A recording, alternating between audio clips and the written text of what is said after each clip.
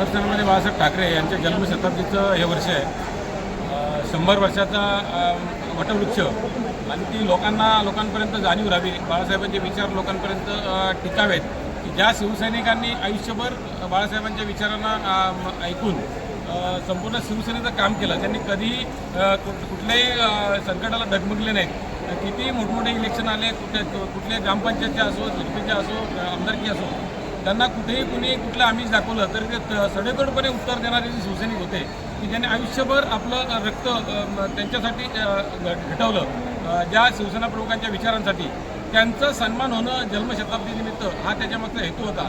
आणि त्यांना जे सन्मान म्हणून जे काय दिलं त्याच्यामध्ये एक तुळशीचं रोप असेल, एक बाळासाहेबांची प्रेम असेल आणि त्याच्याचबरोबर एक शाल असेल. तर असा त्रिवेणी जर विचार केला तर त्याच्यामध्ये प्रेम देण्यामागचा हेतू की त्यांच्या हृदयामध्ये बाळासाहेब आहेत, पण त्यांच्या घरामध्ये कायम बाळासाहेब आहेत, हा त्याच्यामागचा हेतू होता. आणि तुळशीचं रोप देण्यामागचा हेतू असा होता की तुळशीचं रोप हे प्रत्येकाच्या दारात असतं आणि ते ऑक्सिजन पुरवठा करत असतं. तसं या शिवसेनेचा सगळ्यात खरा जर ऑक्सिजन कुठला असेल तर तो ज्येष्ठ शिवसैनिक आहे. आणि त्या ज्येष्ठ शिवसैनिकाला त्याचं एक प्रतीक म्हणून आम्ही तुळशीचं रोप दिलं आहे. आणि शाल ही भगव्याची निशाणी आहे आणि भगवी शाल देऊन त्यांचा एक चांगला सन्मान करण्याचा हेतू या कार्यक्रमाच्या माध्यमातून होता आणि तो आम्ही पूर्णत्वास नेला. भरण्याचा प्रश्न नव्हता, उलट अजून नियोजन चांगलं केलं असतं तर हे हॉल कमीच पडला असता. कारण ह्या हॉलमध्ये असलेल्या खुर्च्या या जितक्या लावल्या होत्या त्या पूर्ण होऊन लोक तितकीच उभी होती आणि काही लोक बाहेरही उभी होती.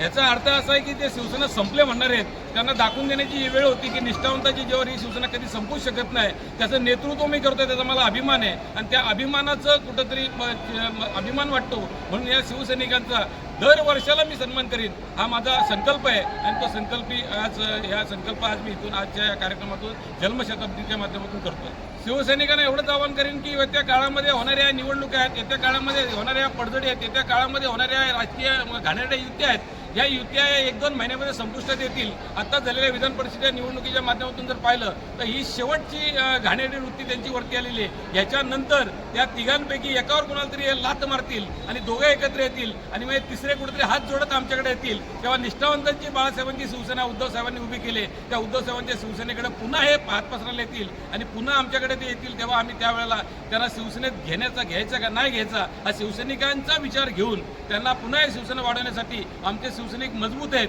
की त्यांना घेऊन मजबूत करायचं, हा पुढे आम्ही विचार करू.